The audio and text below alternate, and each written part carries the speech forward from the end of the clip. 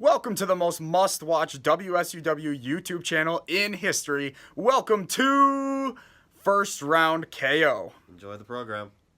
Ladies and gentlemen, my name is Howard Dingers, and welcome to 3 Count Review, presented by First Round KO, the Monday Night Raw edition.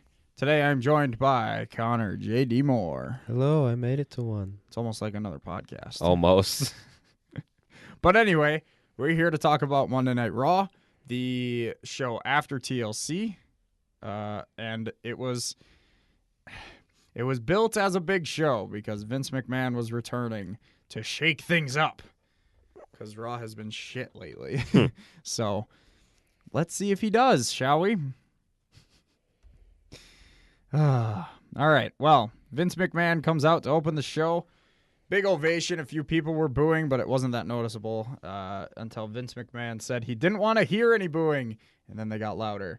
There were Christmas trees and stuff all over the stage. But Vince said that Raw has been on the air for 25 years, but they always needed to change with the times. Despite his brilliance, creativity, and vision, he couldn't do it all himself.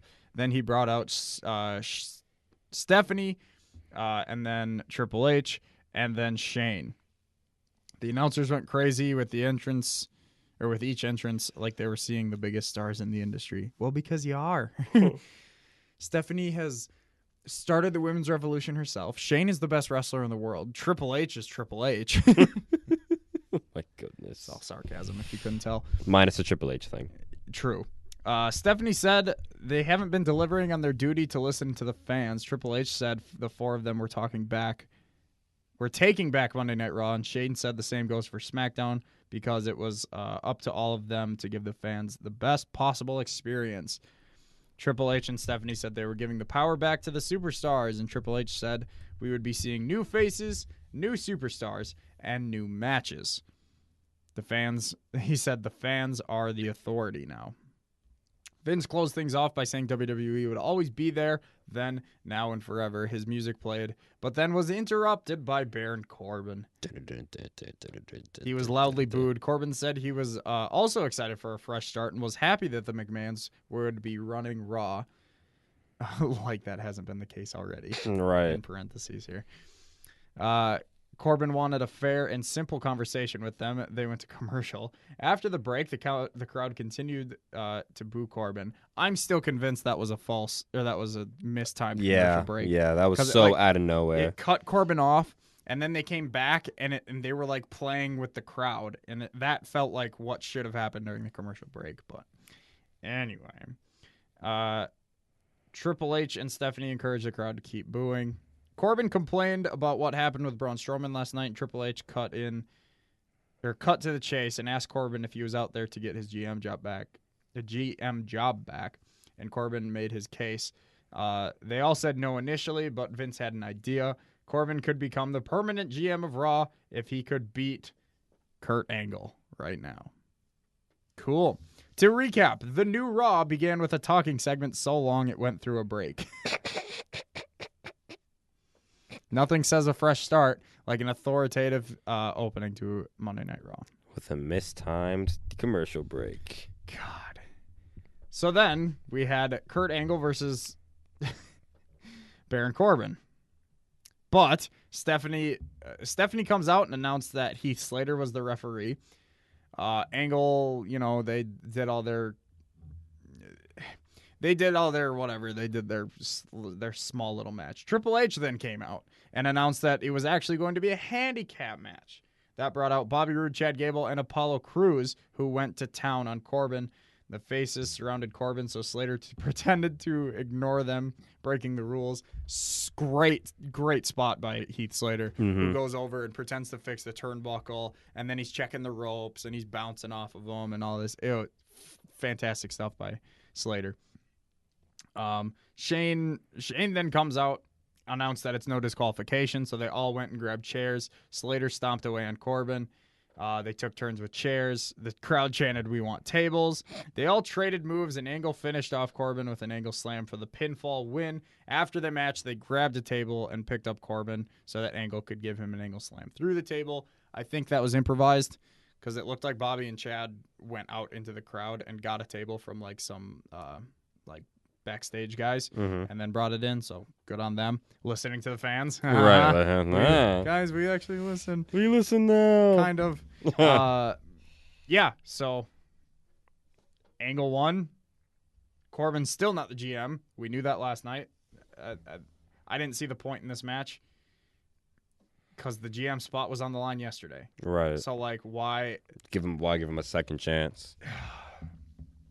And it was literally the same people. It was Apollo and Bobby, Chad, and Heath, and Kurt. All that it was missing just was minus Finn. Finn and Strowman.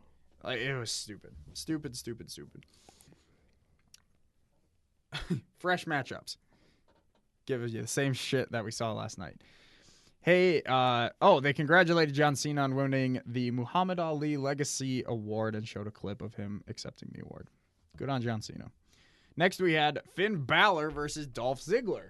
I actually enjoyed this match. I did. From what we saw of it, at least, a lot of it was commercial break.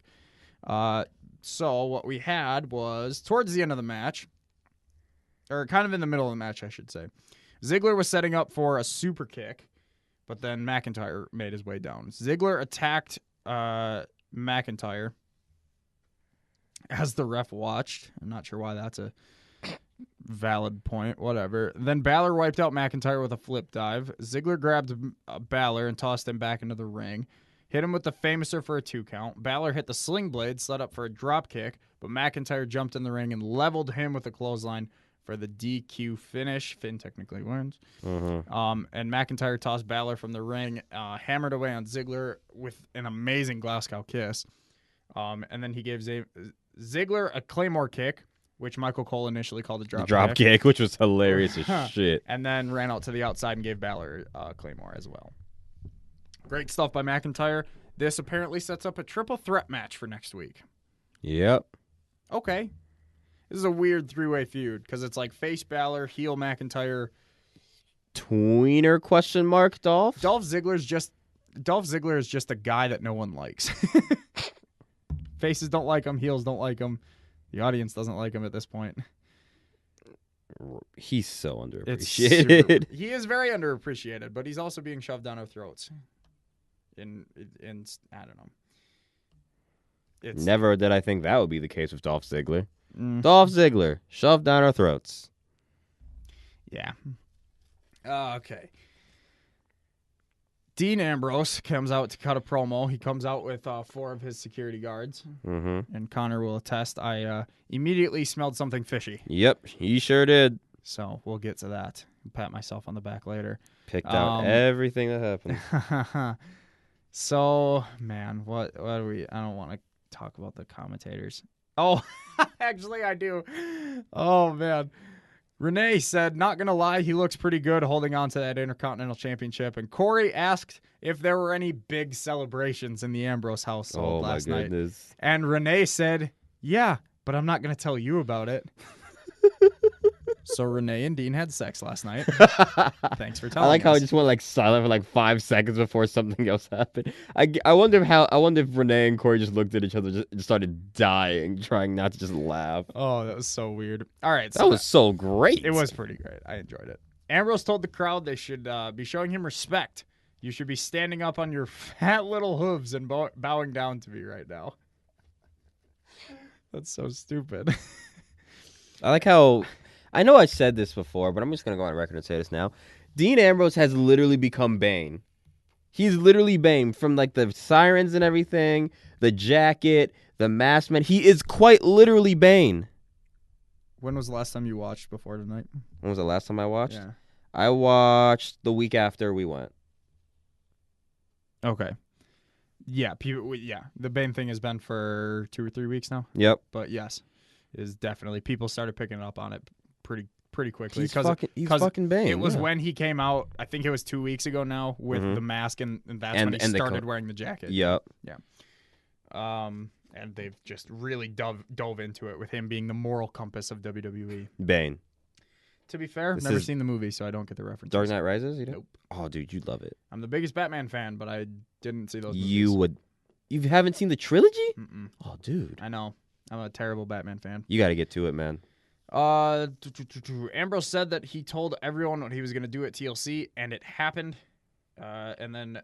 He said that Rollins lost control and he dropped the ball and failed.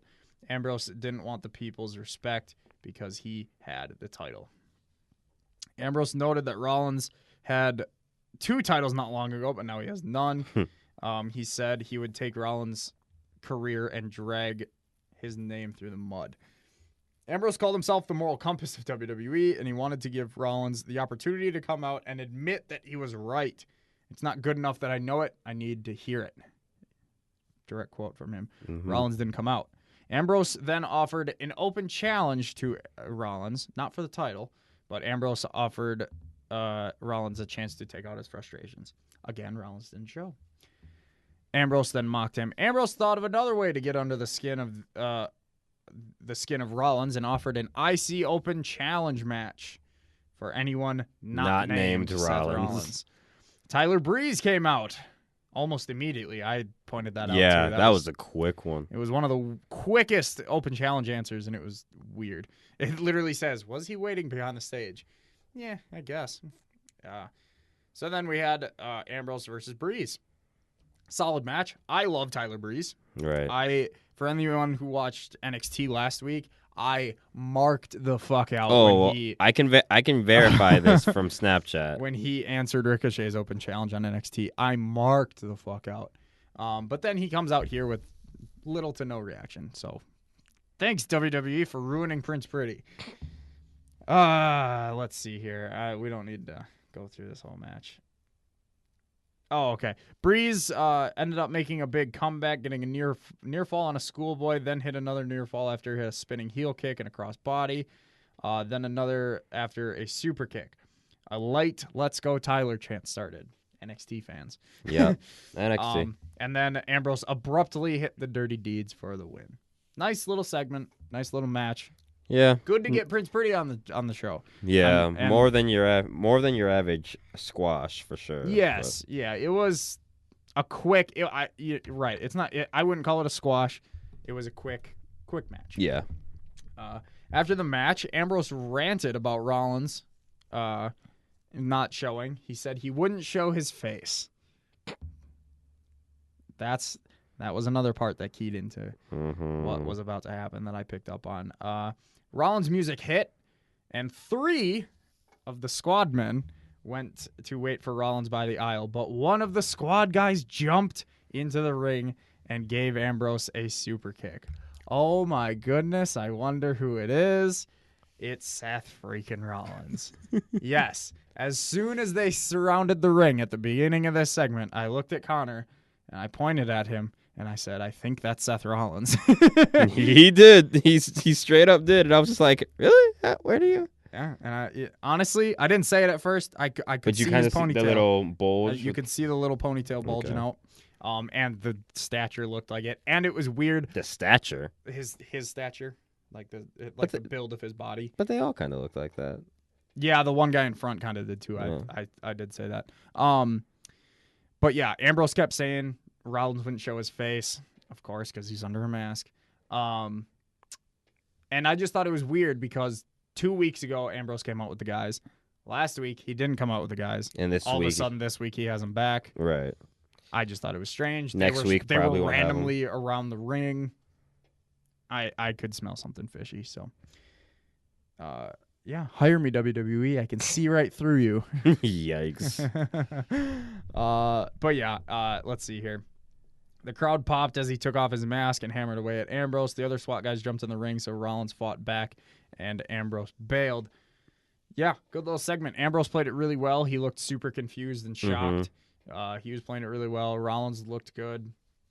Good little segment. I enjoyed it a lot. I think if they keep building off of this, they can continue the feud. Yeah. This is a good start to rebuild the feud. I was going to say, this is a really good point to rebuild it, because like I mentioned on the podcast, it started off as something that they could make this a beautiful build, and they ruined it in the middle by almost making Dean too much of a comedy act with the vaccinations and everything.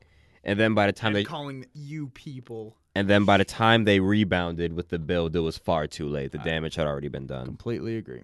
Backstage, Shane told Charlie Caruso that there would be new faces and new opportunities, but the difficult decisions would have to be made. Is he going to fire people?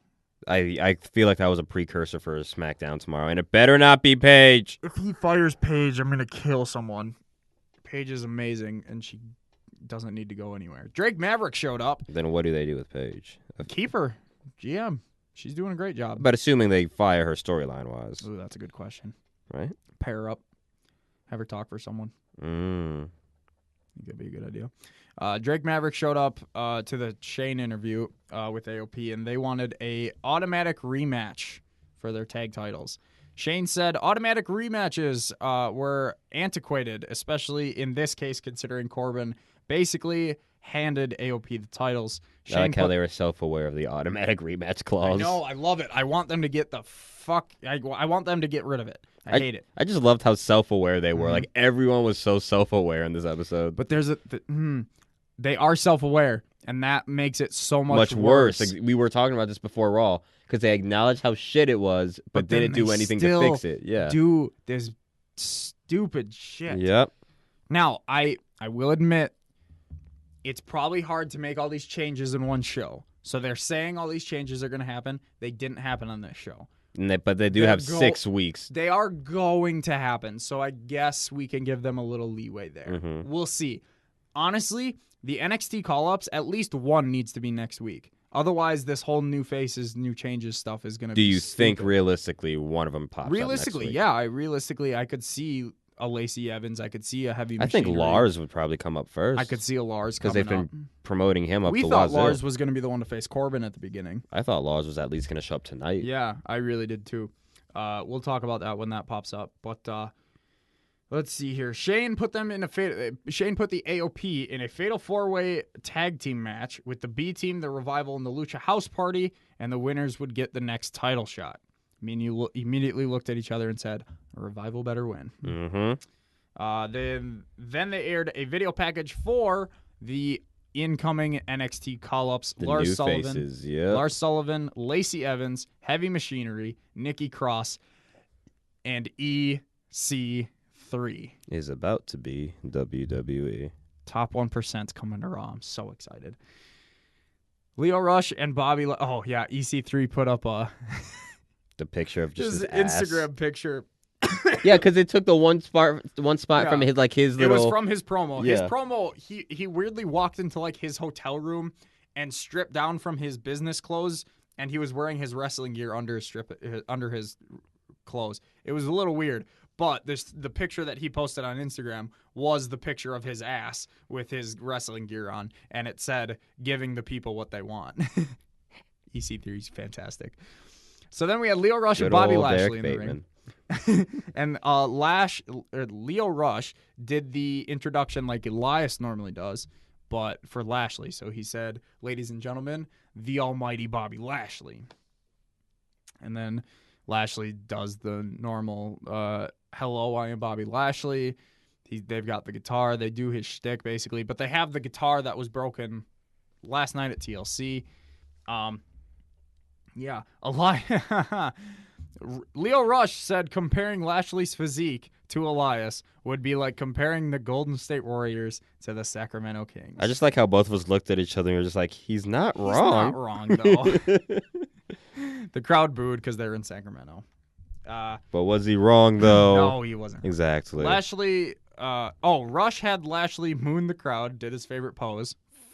I don't know why, but that gets me every time. It's so funny. Renee asked, "How many times do we have to see Bobby's butt like that?" It's weird, she said. Suddenly, JoJo introduced Elias. She said, Ladies and gentlemen, Elias. And the spotlight hit the ring. Elias was in the ring with a guitar and smashed Lashley. I really like that because it was just out of nowhere. You just hear JoJo speaking. It was like, the fuck? It was really cool because it was like his theme song hit, but it was just JoJo announcing him, right? Which is the spot that happens every week. I loved it. I thought it was a great spot. Can they just do that every time, even if they play his music first? Like even if he doesn't, even if he doesn't do his intro, it just has the lights have to be dark. It just goes, "Ladies and gentlemen, Elias. Yeah, I think that's great. But yeah, that was a good little segment. I don't like that this rivalry is continuing, but like I said, this was a I mean, decent what do segment. they have for them to do realistically? Apparently, they're fighting next week in a nightmare, Nightmare? No, it's is it? No. Not Nightmare. It's Christmas on 35th? something on 34th Street. Does it say it in the article? 34th? They might Oh. in later in the show if we come to it. They have a match next week in some Christmas. It's a street fight. Put Put it that way. It's a street fight. They aired a video package for Sami Zayn, who is coming back soon. The video portrayed him as a heel, but the crowd cheered. Yep. And Sami geniusly put on his Instagram the picture of him saying coming, or the video saying coming soon, and he said, you know, I've taken some time and I've dealt with my issues. I got rid of all the bad influences in my life. But then I saw that video package and I forgot how damn good I am. Sami Zayn continues to be amazing. Yep. Who would have thought that Sami Zayn would be a top heel? Honestly. Oh, I love it. It's because they can't do baby faces. That's why. So then we had the Fatal 4-Way Tag Team match. Number one contendership. The Revival versus the B-Team, AOP, and Lucha House Party. Surprisingly enough, No Lucha House rules. thank God they're actually listening to us. I personally am a fan of Lucha House rules, Oh, it's stupid. but it's really stupid. If they were heels and they were facing baby faces, it would make a little more sense. But seeing that they're Mexican New Day, as you put them. Yes. So after a bunch of just random crap and stuff outside the ring, Bo Dallas. Good, accurate description of this match. Yeah, this match was fun, but nothing huge. I could have done without it. Yeah. Bo Dallas was in the ring with Scott Dawson. Dash Wilder tagged himself in. Shatter Machine onto Bo Dallas. And your number one contenders for the tag titles are the Revival. Holy shit, they're actually listening. I know, they were actually listening. I actually think they're listening. It's weird, It is weird. but I love it. I say this every week. I want to like Raw. Everyone knows how I come in on Tuesdays, Wednesdays when I do the review show, and I'm just ecstatic to talk about Tuesday because it's always a good show. And I want to like Raw. I want to be in a good mood on Tuesdays. I really do. Do you? But yes, I want to. But I never am. But this week I am. This week was a good show. It was. We're not even done yet. I'm kind of intrigued to know what the ratings are going to be. Me too. I'm very. You have to excited figure see they the go up just because of the announcement that Vince was there. Yes, the first hour will be big. We'll see. I'm interested about the third hour drop. I'm very with the women's gauntlet? I'm very interested about the Yeah. the Now drop. that you mention it. Yeah. So then we had Rollins backstage talking to Charlie Caruso. He said last night was a disaster. He let Ambrose get in his head and take his championship. Rollins also said that he heard the crowd last night, every word they said, because they got a lot of "this is boring" and Becky Lynch chants. I love how Becky Lynch is becoming the new CM Punk. Yep. Great stuff. Great stuff. And she's not even gone. Excuse me. Sorry. He took responsibility for it, and he said it was not just his performance in the ring and losing championships. This was his life. Rollins said this is what he loved and he was dedicating everything to. And Rollins said he would get back on track, and that begins with ending Dean Ambrose. Corbin showed up and said everyone thought he was doing a good job until Rollins said otherwise. Corbin blamed Rollins for all of his problems and kept poking him in the chest. Corbin said he'd take Rollins' championship if Ambrose hadn't already. Sorry. And if half the locker room hadn't just attacked him, then he would face him in a match. But then Rollins just punched him and walked away. Rollins and the self-awareness with the crowd and everything. Good Lord. WWE got real woke. They then recapped the opening segment of the show with the authority figures, and Michael Cole called it an iconic moment. Barf. When Raw finally decided to listen to the fans. You know what? If that's iconic. You know what? It is actually iconic. Really? It's a day that I never thought we'd see until that they would actually go out there and admit that they were wrong? No. That Vince would actually listen to the fans. That Vince wouldn't be stubborn enough to keep doing what he wants to do. We'll see how long this lasts. Because maybe, after WrestleMania next year, maybe they go back They're gonna to resort doing, to type, but which is what I fear. I feel like after Mania, I agree. actually, like, after the week of Mania, so WrestleMania, the Raw after and the SmackDown after. Right.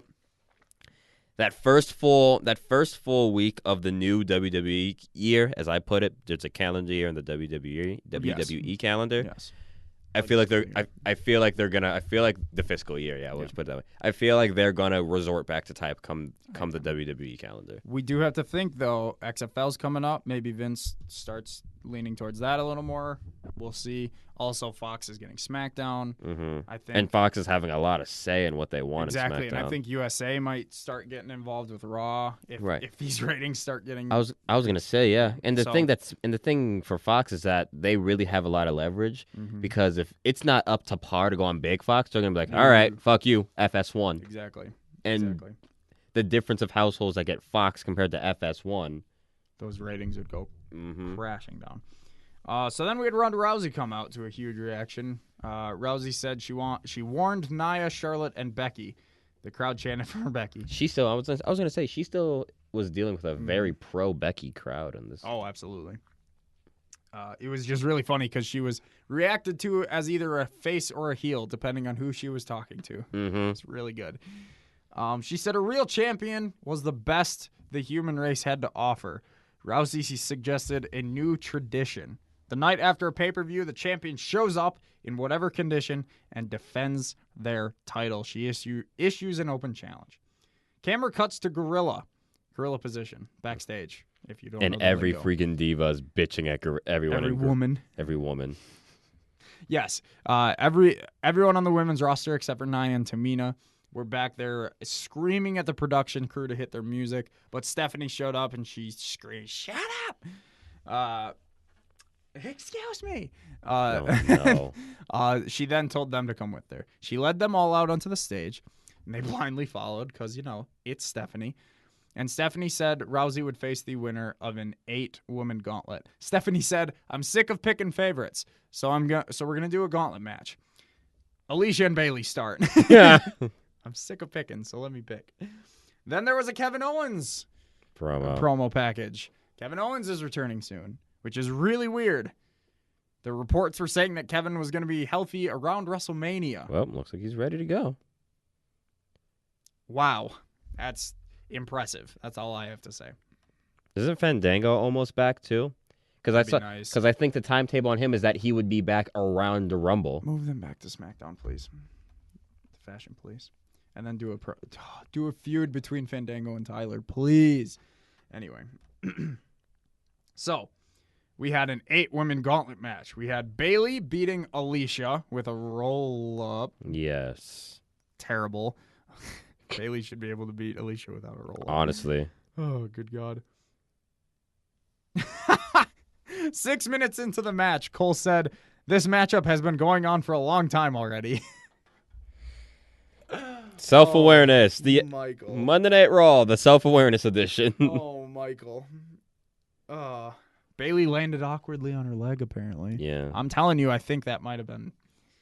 I think that Bailey injury might have been for real. We'll see. I'll listen to the Observer tomorrow. Yeah. But yeah, roll up for the win. Dana Brooke comes out, belly to belly. Bailey wins. Mickie James comes out, and this is where James hit a DDT and then pinned Bailey. The announcer said that Bailey was in there for over 20 minutes. Cool. After Mickie pinned Bailey, she leaned into Bailey and they exchanged some words. Mm-hmm. That's where I think the injury. That's why I think the injury might have been real. I think maybe they had to improvise on the fly. Maybe Bailey said, "Hey, I can't go. Beat me," because Bailey was probably going to lose coming up anyway. To Nia or something. I don't know. Or not to Nia, Ember or something. But anyway, so then we had Ember Moon taking out Mickie James with a Eclipse. Couldn't think of it for a while. And then Natalya comes out, beats Ember Moon. You're not giving me what you want. No. Not listening to the fans on that one. No. Caught her for a roll. Oh, yeah, it was a roll-up pin. So then Ruby Riott comes out. Natalya beats her with a roll-up. But we're listening to the fans. Nothing says women's revolution like roll-up. And Jesus. Natalya. And Natalya. Of all the women on that roster, like no disrespect to Natalya because I like her, but if they were listening to the fans, you would think they'd push, Ruby or Bailey or Bailey. Sasha or Ember. I can do without Sasha for a minute, but definitely Ember, Bailey, and Ruby for sure. I would have been fine with any of those three. Like Sasha, I can do without, but I would be able to understand it at least. Natalya, I don't think that was so much everyone was asking. This might be their storyline way of introducing that Natalya Ronda story, so we'll see. Because is that going to be like a subplot to the potential Becky feud of Mania? It could be a subplot that they do over the summer.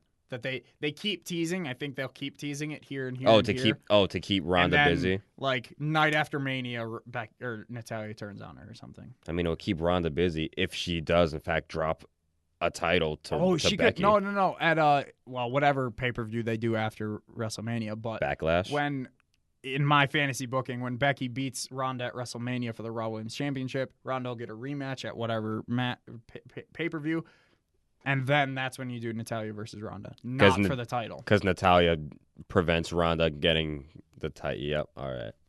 I like that a lot. So plant. Hire me, WWE. Plant the seeds early. All right. Hire me. Anyway, yeah, Natalya beat Sasha. Was it how did she win? Sharpshooter. Oh, she made her tap. She made her tap with the sharpshooter, yeah. Natalya was in there with like 3 other people. Sasha shouldn't be tapping. Oh, okay. Sorry. It's okay. This was an hour-long gauntlet match. And it was all women, and I didn't mind it. I actually enjoyed it.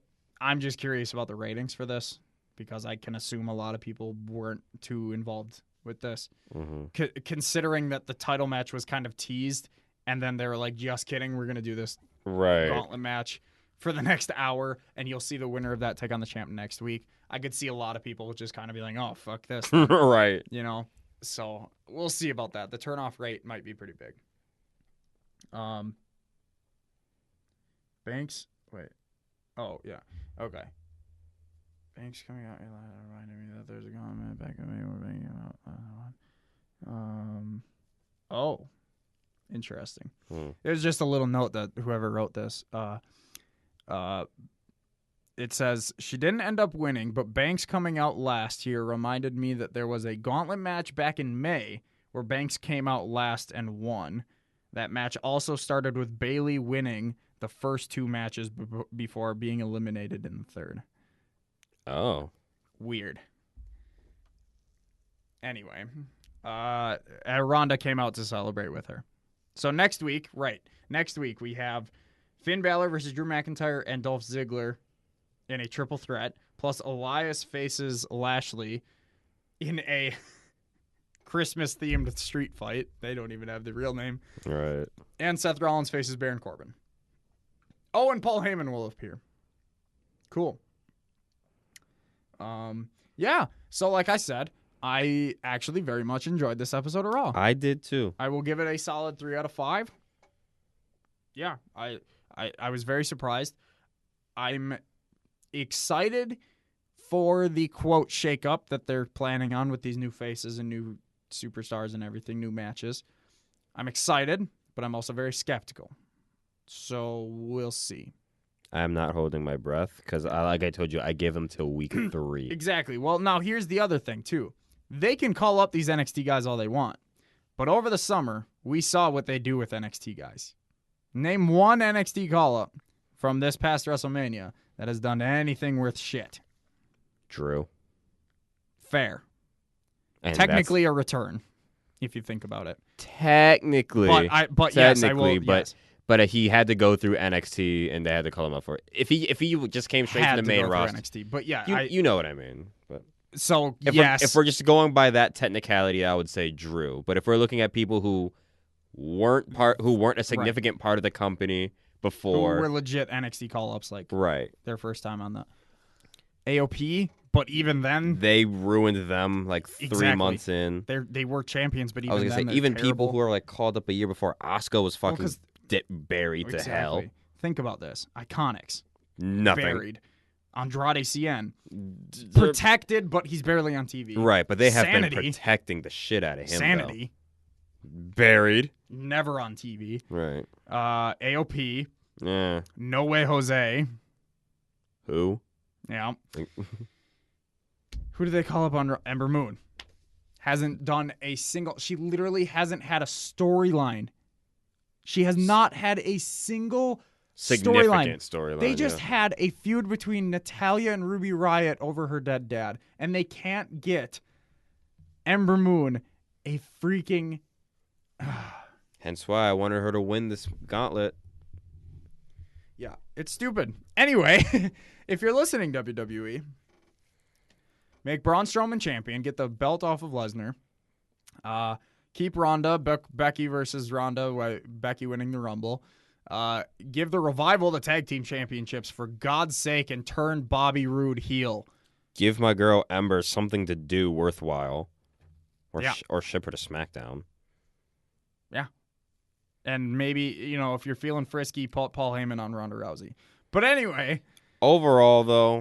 This was a good episode. Yeah, I think this is going to be the year where I think they're going to have to really start rehabbing some NXT botch. I don't want to say botches, but they haven't done squat Yeah, with no. them. So one of the reported, yeah, one of the reported matches is Andrade Cien versus Rey Mysterio. That would be a good US passing title. of the torch thing, because That they would be both have a very fantastic. mutual respect outside of the ring and everything. Especially if it's for the U.S. title. Yeah, Exactly, it'd be yeah. beautiful. But anyway, Yeah. thank you everyone for listening. I will be doing another review show tomorrow for Tuesday night. It'll probably just be me for SmackDown. But yes, thank you all for listening. Hit the subscribe button. Follow us on Twitter. All that fun stuff. There's another outro saying all that. But yeah, thanks. Bye-bye. Bye. Thank you everyone for watching. Please like, comment, and subscribe. Give us a follow on Twitter, links in the description down below. And make sure you listen to our podcast, First Round KO, on SoundCloud, iTunes, and Stitcher. Until next time, peace.